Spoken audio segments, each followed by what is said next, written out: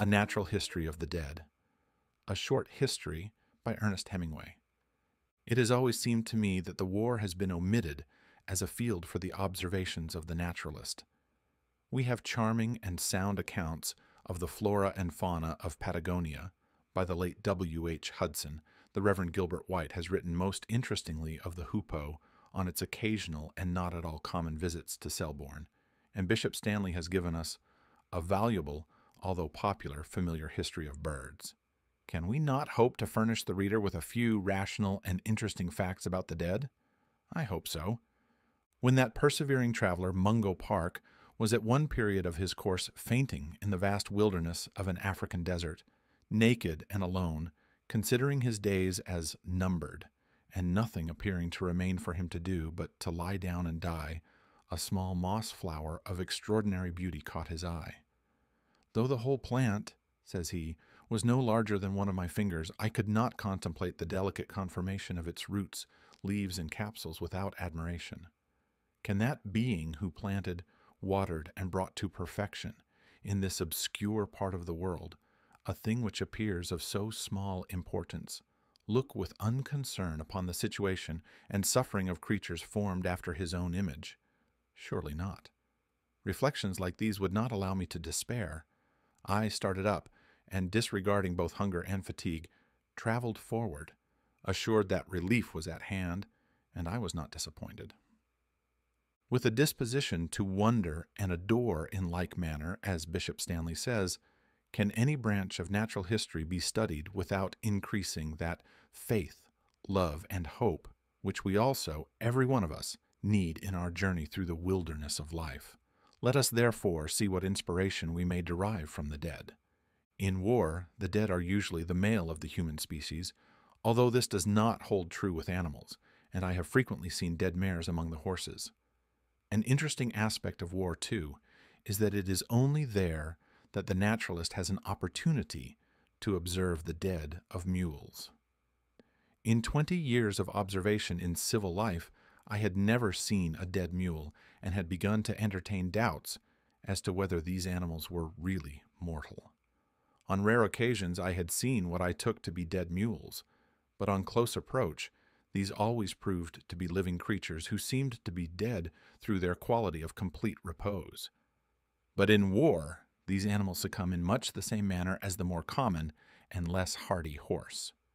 Most of those mules that I saw dead were along mountain roads or lying at the foot of steep declivities, whence they had been pushed to rid the road of their encumbrance. They seemed a fitting enough sight in the mountains where one was accustomed to their presence, and looked less incongruous there than they did later at Smyrna, where the Greeks broke the legs of all their baggage animals and pushed them off the quay into the shallow water to drown. The numbers of broken-legged mules and horses drowning in the shallow water called for a Goya to depict them.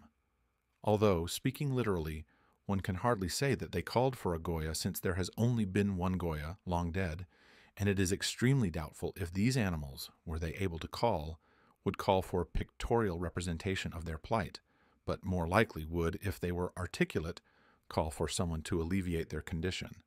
Regarding the sex of the dead, it is a fact that one becomes so accustomed to the sight of all the dead being men that the sight of a dead woman is quite shocking. I first saw inversion of the usual sex of the dead after the explosion of a munition factory, which had been situated in the countryside near Milan, Italy.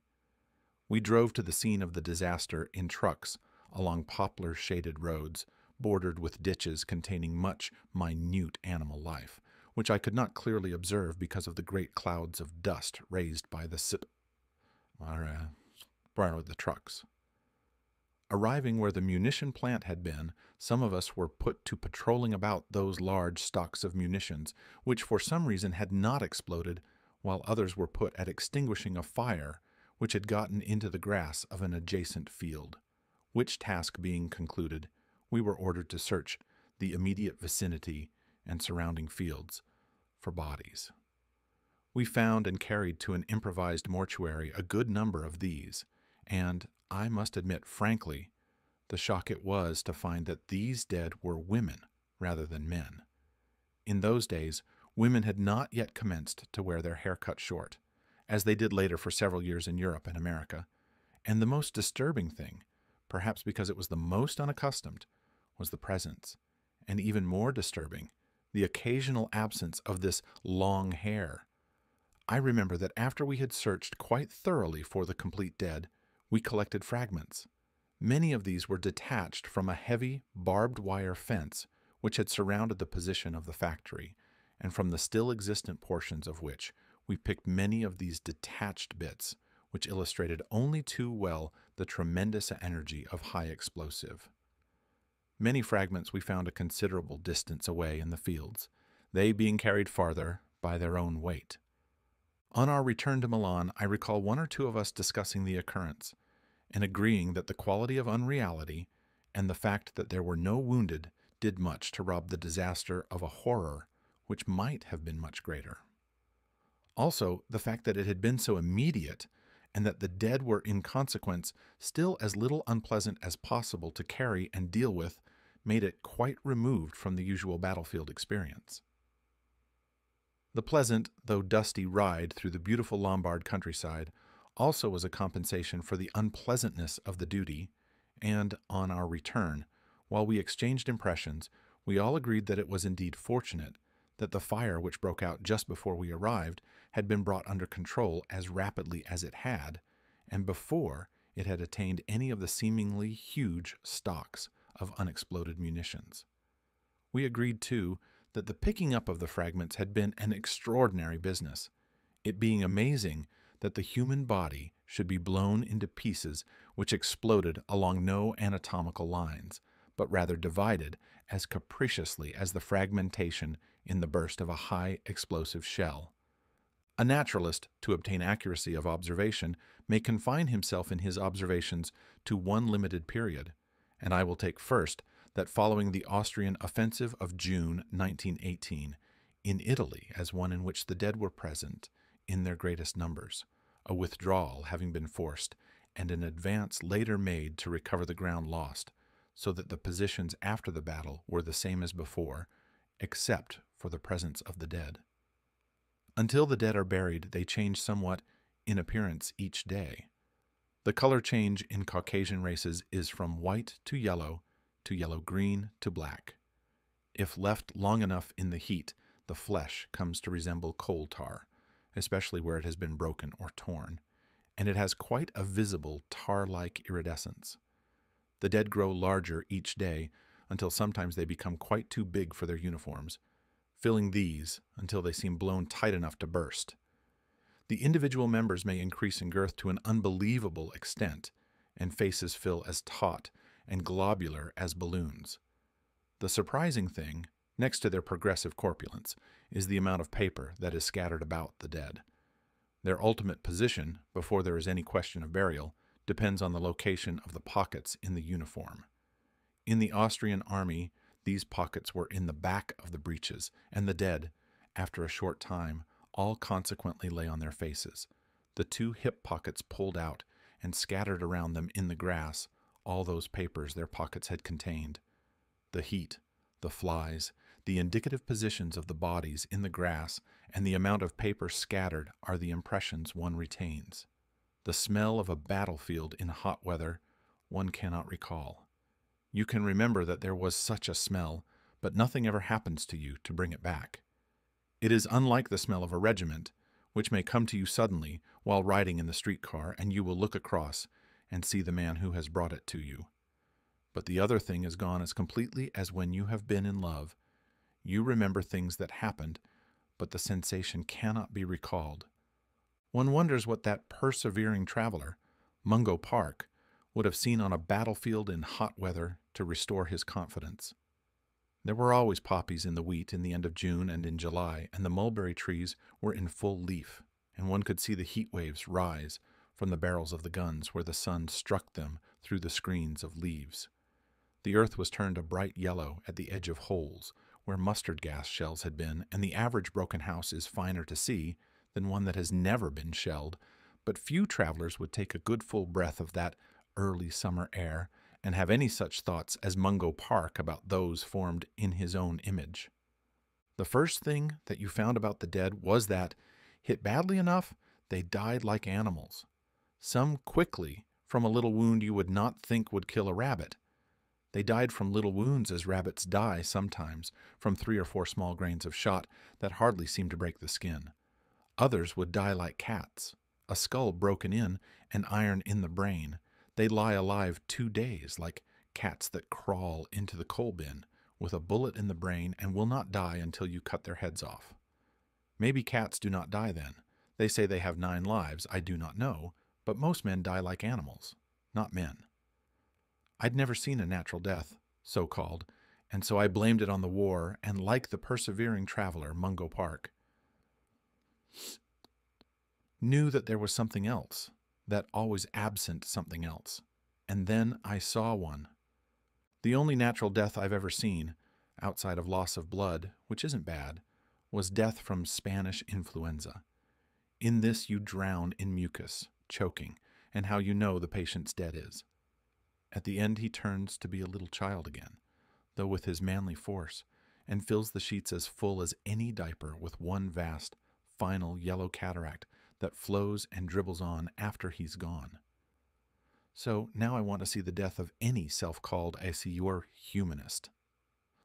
Because a persevering traveler like Mungo Park or me lives on, and maybe yet will live to see the actual death of members of this literary sect, and watch the noble exits that they make. In my musings as a naturalist, it has occurred to me that while decorum is an excellent thing, some must be indecorous if the race is to be carried on, since the position prescribed for procreation is indecorous, highly indecorous, and it occurred to me that perhaps that is what these people are or were, the children of decorous cohabitation. But regardless of how they started, I hope to see the finish of a few and speculate how worms will try that long-preserved sterility, with their quaint pamphlets gone to bust and into footnotes all their lust. Footnote 2. The reader's indulgence is requested for this mention of an extinct phenomenon. The reference, like all references to fashions, dates the story, but it is retained because of its mild historical interest, and because its omission would spoil the rhythm.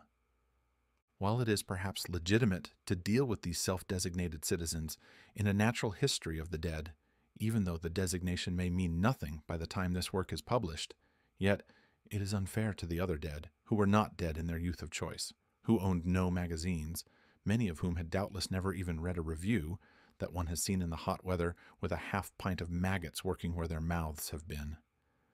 It was not always hot weather for the dead. Much of the time it was the rain that washed them clean when they lay in it, and made the earth soft when they were buried in it, and sometimes then kept on until the earth was mud and washed them out, and you had to bury them again. Or, in the winter in the mountains, you had to put them in the snow, and when the snow melted in the spring, someone else had to bury them. They had beautiful burying grounds in the mountains. War in the mountains is the most beautiful of all war, and in one of them, at a place called Pochel, they buried a general who was shot through the head by a sniper. This is where those writers are mistaken who write books called Generals Die in Bed, because this general died in a trench dug in snow, high in the mountains, wearing an alpini hat with an eagle feather in it, and a hole in front you couldn't put your little finger in, and a hole in back you could put your fist in, if it were a small fist, and you wanted to put it there, and much blood in the snow. He was a damned fine general, and so was General von Baer, who commanded the Bavarian Alpencorps troops at the Battle of Caporetto, and was killed in his staff car by the Italian rearguard as he drove into Udine ahead of his troops. And the titles of all such books should be Generals Usually Die in Bed, if we are to have any sort of accuracy in such things. In the mountains, too, sometimes, the snow fell on the dead outside the dressing station, on the side that was protected by the mountain from any shelling. They carried them into a cave that had been dug into the mountainside before the earth froze. It was in this cave that a man whose head was broken, as a flower pot may be broken, although it was all held together by membranes and a skillfully applied bandage, now soaked and hardened, with the structure of his brain disturbed by a piece of broken steel in it, lay a day, a night, and a day.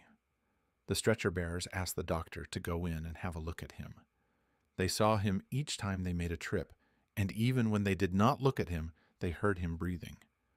The doctor's eyes were red and the lids swollen, almost shut from tear gas. He looked at the man twice, once in daylight, once with a flashlight. That, too, would have made a good etching for Goya. The visit with the flashlight, I mean. After looking at him the second time, the doctor believed the stretcher-bearers when they said the soldier was still alive. "What do you want me to do about it?" he asked. There was nothing they wanted done, but after a while they asked permission to carry him out and lay him with the badly wounded. "No, no, no," said the doctor, who was busy. "What's the matter? Are you afraid of him?" "We don't like to hear him in there with the dead." "Don't listen to him. If you take him out of there, you will have to carry him right back in." "We wouldn't mind that, Captain Doctor." "No," said the doctor. "No, didn't you hear me say no?" "Why don't you give him an overdose of morphine?" asked an artillery officer who was waiting to have a wound in his arm dressed. "Do you think that is the only use I have for morphine? Would you like me to have to operate without morphine? You have a pistol. Go out and shoot him yourself." "He's been shot already," said the officer. "If some of you doctors were shot, you'd be different." "Thank you very much," said the doctor, waving a forceps in the air. "Thank you 1,000 times. What about these eyes?" He pointed the forceps at them. "How would you like these?" "Tear gas. We call it lucky if it's tear gas." "Because you leave the line," said the doctor. "Because you come running here with your tear gas to be evacuated. You rub onions in your eyes." "You are beside yourself. I do not notice your insults. You are crazy." The stretcher-bearers came in. "Captain Doctor," one of them said. "Get out of here," said the doctor. They went out. "I will shoot the poor fellow," the artillery officer said. "I am a humane man. I will not let him suffer." "Shoot him, then," said the doctor. "Shoot him. Assume the responsibility. I will make a report. Wounded, shot by lieutenant of artillery in first curing post. Shoot him. Go ahead, shoot him." "You are not a human being." "My business is to care for the wounded, not to kill them. That is for gentlemen of the artillery." "Why don't you care for him, then?" "I have done so. I have done all that can be done." "Why don't you send him down on the cable railway?" "Who are you to ask me questions? Are you my superior officer? Are you in command of this dressing post? Do me the courtesy to answer." The lieutenant of artillery said nothing. The others in the room were all soldiers, and there were no other officers present. "Answer me," said the doctor, holding a needle up in his forceps. "Give me a response."